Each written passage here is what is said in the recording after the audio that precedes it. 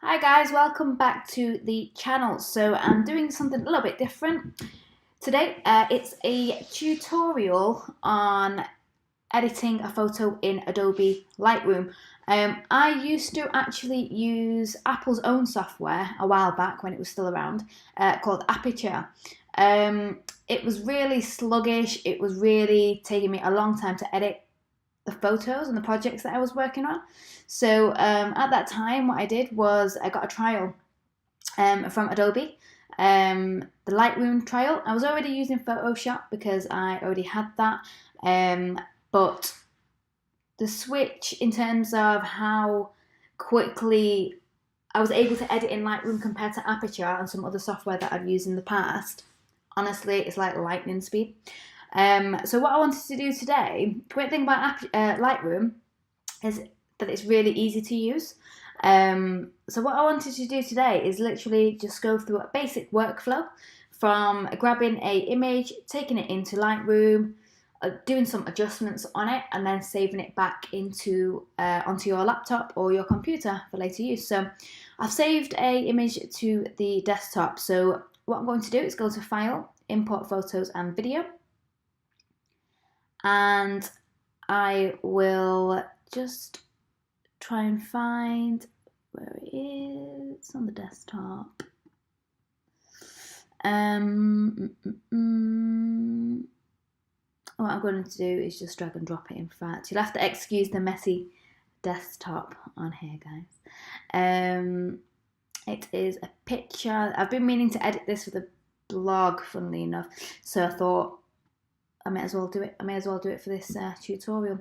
So as you see, it's going to come up with all your images. So this one is of Chester from Linkin Park, which you've been meaning to edit. So I've hit import, and this is basically your image in your Lightroom ready to edit. Now you'll notice here on the right hand side some information. So you've got the file information. It will give you the capture time, the capture date, dimensions of it, and all the other information as to how the image was captured in terms of settings. And you've got another sort of control panel here. You've got library, you've got the develop option, which we'll take a look at. You've got map, book, slideshow, print and web. So the ones that we'll look at today is library and develop. So I've got my library. It's literally just the one image of Chester right there. And I'm going to hit the develop button here. Now, as you can see, the images are, well, this specific image is straight from the camera. It's the raw image. It's not a JPEG. I always recommend on shooting in RAW because it holds a lot of the information in the original format as opposed to compressed version, which is JPEG or any other format you may have come across. So I've got a picture of Chester here. Now, in all honesty, I'm quite happy with the image as it is. The only thing that I would probably do is if I was using a different finish on this, I would add like the filter or preset, if you like, on there, and obviously just kind of do a little bit of lifting on the images here. So if you've installed a Lightroom presets, you'll see them in the menu here under presets. I've got quite a few here. When you go into Lightroom initially, you do have some that are pre-built into Lightroom as well.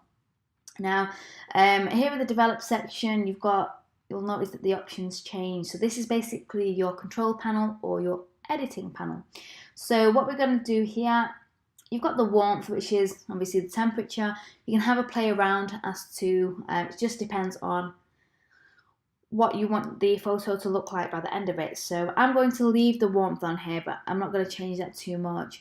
If you did want to brighten up an image, you can just play around with the exposure levels there. And obviously you've got your contrast. Your highlights is a good one, as sometimes you'll find that you blow them out. So if you want to bring back the detail a bit. So if I leave it as it was there, bring it back down, you'll start to notice that, let's just zoom in on this. Oh, that isn't the one. Let's just do that. You'll notice his veins there. So if I just knock up the highlights, you'll notice in this section here, a lot of the details on his face are being blown out right now. So if we just drop the highlight there, you see how it's defining his veins and his face there.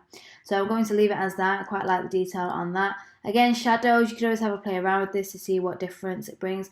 Just to give you an example, these are the shadows dropped right down, and this brightens it up. Sometimes if you drop the shadows, you'll find some of the details coming back into the photo or the photos that you are editing. I won't play around with whites and blacks too much, as I'm quite happy with the way that looks.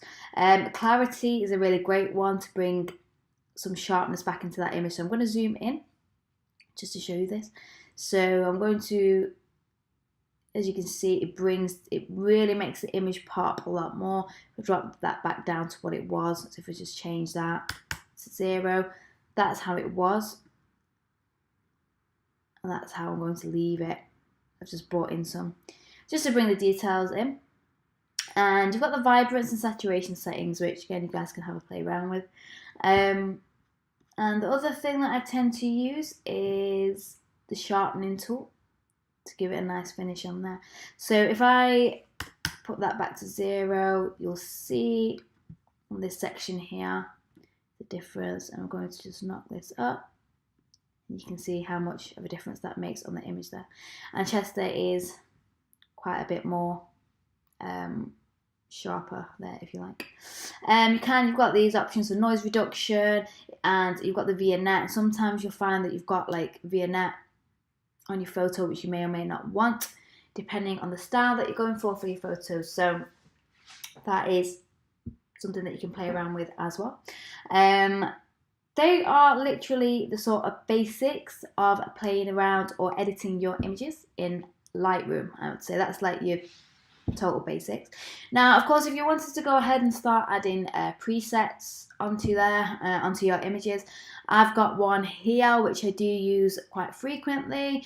Depends on the style. So you'll notice if I apply a preset onto there, it blows out your images back to scratch pretty much. So on this specific image, again, I'm just going to drop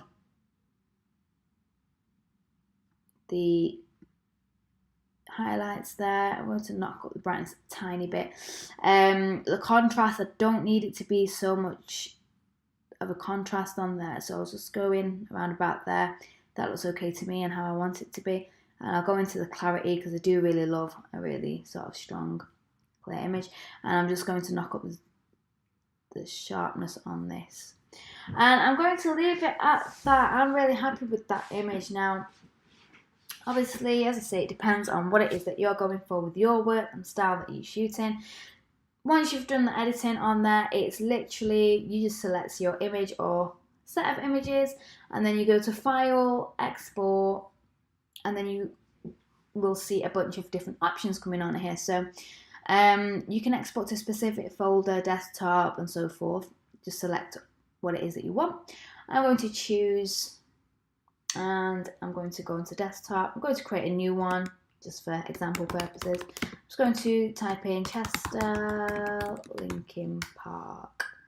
Choose, and from there you've got the option to rename the file if you did. Now this is great for SEO purposes.